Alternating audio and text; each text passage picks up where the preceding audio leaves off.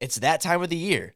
New rules we can all complain about. What's up, degenerates? It's the disc golf world. I'm Jefferson. Alongside me, as always, the one with all the holes in his game, Swiss Cheese. Before we get into the Beaver State Fling recap, I'm going to go over some of the bigger proposed rules for next year. Also remember, these are not official. They still need to be voted on.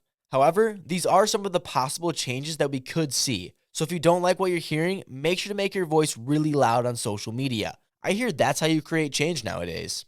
I'll start with the one that I've seen the most amount of anger about. That being the proposed 2 60-second timeouts a player is able to use throughout a round. Nothing about the previous rules being changed. Instead, now a subsection explains that when it's a player's turn to throw, they can elect to take a timeout up to 60 seconds 2 times in a round. They can make this request anytime during the 30-second time period we all know already. You know, the one we already don't know how to tell. So clearly this won't cause any more problems. I mean, you know, since timeouts can't be called retroactively. However, I'm already sensing the problems of players calling timeouts when they are already well past that 30-second mark.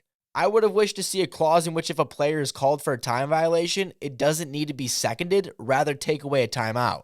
Don't worry if players get butthurt over that. If they do, you can guarantee we'll be covering it right here on the Disc Golf World, talking about how soft they are. Now, will it create change? Probably not, since players still need to be the ones making the call, but I'm not going to put the blame on them. They have to travel alongside their peers for almost an entire year. Why make it more awkward than dating the same people over and over again? I guess they can get over that, so they can get over this one too. The PDGA is starting to expand the use of video evidence. Don't get too excited. It only allows players to take images and send them to the TD to confirm course markings. If you remembered this episode of This Week in Disc Golf, you would have heard Swiss talk about the biggest changes to the PDGA writings have ever been made. Most of it was to clear up the language to make the Universal Competition Manual easier to read for the everyday player.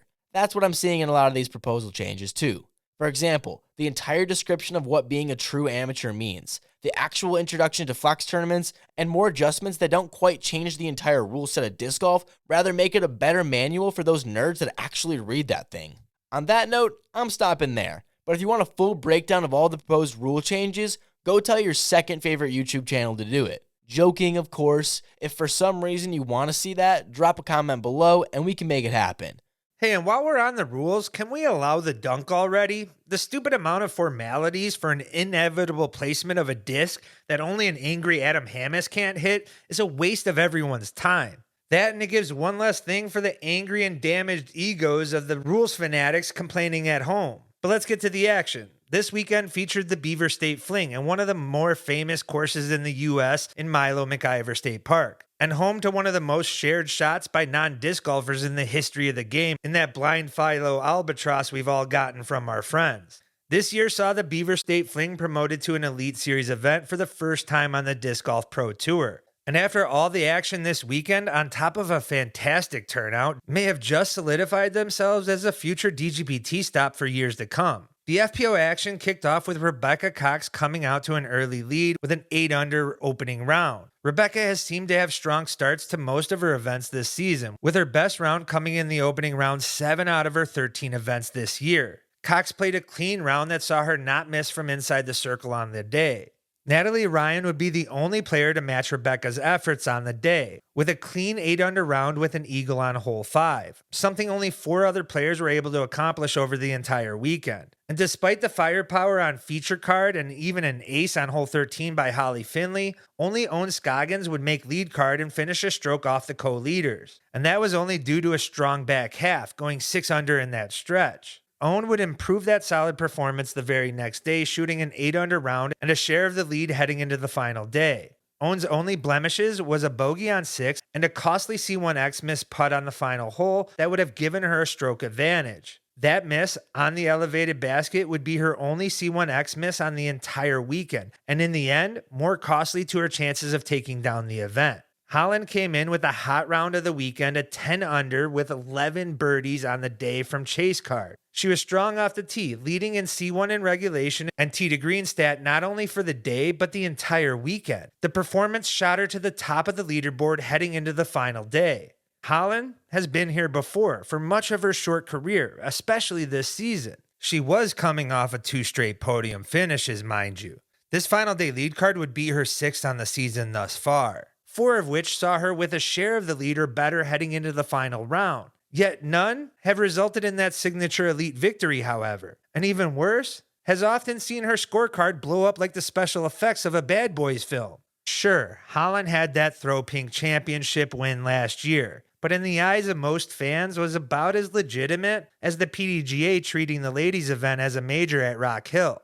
That controversial 18 lie has had fans sour on Hanley, some going as far as taking glee in her final day nosedives. Here's Holland, facing all her haters, trying to get her first Elite Series win, having to not only battle her past, but one of the most universally beloved characters in the sport in Own. And with that support, Own came out strong with 3 straight birdies and a stroke advantage over Holland, only to wash it away with a triple bogey on hole 4, giving Holland a 2-stroke lead early. Yet in Holland fashion, gave it back 2 holes later with some costly missed putts from inside the circle. Own and Holland would match each other's efforts during a difficult middle stretch. But Own was off to the races after bearing a 50-foot birdie on hole 11, on her way to a turkey and a 3-stroke lead over Holland, who after her 3rd C1X missed putt of the round saw herself 3 strokes off the lead with 5 to play. And after the two matched each other's scores over the next 2 holes, saw Holland down 3 with only 3 holes left. Yet from there, Holland's finish would put the FPO on notice and just might have been the turning point Holland needed in her career. She would only need 2 holes to cut that lead. It started with her hitting a pressure-packed 30-footer to gain a stroke on Own on hole 16, giving her the momentum heading into hole 17, where she took advantage of Own needing to lay up on her second shot. Pimped that 350-foot approach across the OB road, simply needing to make the island for a near-lock birdie, while also putting the pressure on Own's 3rd shot, which she would end up throwing OB. And after Holland secured that birdie on the 5th most difficult hole, resulted in the 2-stroke swing and a tie heading into the final hole.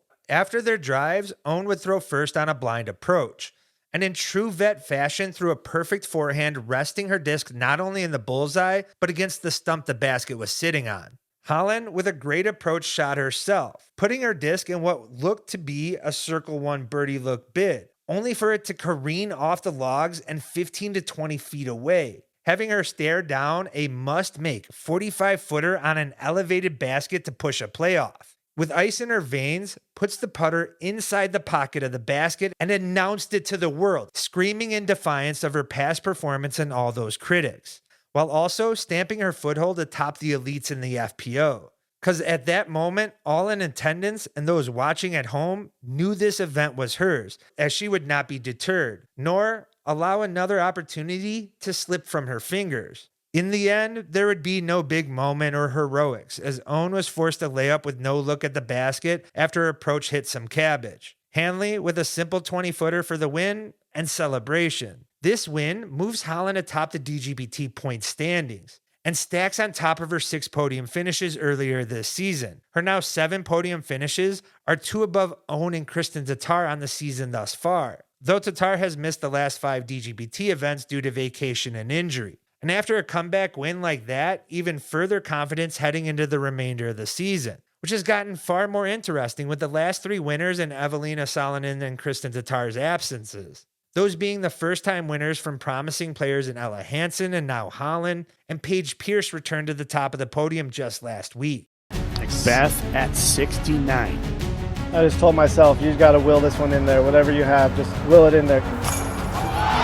This man is unbelievable. This is what athletes live for. This is the moment. Over on the MPO side, Calvin Heimberg started the tournament separating himself from the field by 12 strokes on a track that was said to be extremely difficult to average 8 down. That showed as he followed it up with 2 rounds that didn't even add up to his first round score. Luke Humphreys took advantage of that on day 2, shooting up the leaderboard 11 spots to secure a tie at the top with Calvin. But there also happened to be 6 players all within 2 strokes, making that final day one of the tightest races we've seen all year. And I don't know how many people would be surprised to hear Gannon Buhr was the one to come out victorious, going back-to-back and now tying for the most amount of wins this season. Also putting himself closest to the player of the year. It's hard to argue that at this point. And let's not forget he is the defending champion at 2 events still to play this year, and the fact that there's still 3 majors to be played. Gannon started his round off slow, parring 6 of the first 7 holes, only being 1 under, even more back of the lead than when he started. He mentioned in his post-round interview that when he checked scores, he thought he had no chance, which sparked a 4-hole birdie stretch to put him back in the conversation, and more importantly, for Gannon's play style. His confidence was all the way back up. After, let's be real, a lucky tree direct that set him up for a late birdie was just enough to secure the long birdie putt on hole 15 that gave him a share of the lead. At this point, if you didn't think Gannon was going to win, I would have called you crazy. And that's coming from one of the biggest Luke Humphreys fans on the planet. We'll move right past Burr trying to kill that kid on 16 because I gotta commend the play from Luke on possibly the hardest greens in all of disc golf. It makes hole 17 at Winthrop knees shake. Knowing he needed to keep pace, Humphreys took control of his own game. After barely going OB on his second, he lined up a run at the basket for par as Gannon laid up for par at best. Unfortunately for Luke, he would throw another OB and finish the hole with a 9, dropping him significantly down the leaderboard. But I would like to remind everyone, who gives a fuck about 9th place? Sorry Ezra, but 2nd place doesn't mean shit. It's just the first loser after all. Hopefully Luke can keep his head up. And if it were up to me, you could hit Gannon one time. It's the least he owes you. Plus, he's 18 now. Fair game. Although hole 17 seemed to be the catalyst for the event, Ezra still had a sneaky chance at tying after Gannon didn't play hole 18 the greatest. I'm sure Gannon's still making fun of him for that airball putt back at the Airbnb. Ricky Wysocki also tied at 2nd place after a solid 7-under bogey-free round for another podium finish on the year. He might not have a win this season, but something needs to be said about Ricky's consistency this year. Rounding out the top, there is another tie. Gavin Rathbun secures another top finish. I hope DD keeps getting saltier and saltier as Gavin does good. And if you're not taking notes about what this man can do, you better start. I'm looking at you, disc golf manufacturers. I know you're listening. Lastly, Calvin Heimberg hangs on to another top 5 this year, keeping his name in the conversation for Player of the Year. Now for some weekend quick hitters. Drew Gibson DNF from the event. Must have been pissed that he couldn't play on the same card as Nate Doss, who shot about what most expected day 1, but shook off that rust for a 10-21 rated round 2 and finished with another 1,000 rated round. The old guy still got it. Parker Welk gets his first ever victory royale on the switch, dropping 12 kills and flexing all over Emerson Keith. Brody Smith calling out illegal putts from the couch, but is ducking anyone with more than 4 followers on Twitter to a debate. Sorry, just had to make sure you guys know I did what I was told and heard nothing back but crickets. Since I know Brody is probably listening to this right now, first off, hey buddy. Second, we'll be at Preserve, and since we know how much you like to broadcast debates there, why not have an in-person one with an impartial moderator? And then we can give the people what they want, a Disc Golf World Brody Smith interview. Really break the internet on that one. Don't say we're ducking either. Since I was on debate night before debate night was a thing, I was on back then and received nothing but hate from your fan base, which is a huge reason I think you're neglecting Paige for not coming on, since it does nothing for her brand and only benefits yours. I can eat the comments about how I look like Post Malone's little sister or how I was on meth only because I look like this, and that's pretty fair. But when people go after Paige's sexual orientation, fair game for her not to subject herself to that type of negativity. Cool, now that's out there. Because I hate when people think we're the ones scared to do things when we're not even asked to be on. But oh well, podcasts suck, and we got no time for that. I mean, you guys just sat here for like 15 minutes and got all the disc golf info you needed from the weekend. Why would I waste an hour of my life over people saying and but over and over again? Not for me, but if you like it, consume it to the max, because disc golf content needs support. So go do your thing, people. If you enjoyed, make sure to like and subscribe to stay up to date with all things disc golf. And big shout out to all the Patreon and YouTube members for supporting us doing what we love. We wouldn't be able to do without you. So we appreciate each one of you disgeneраtes.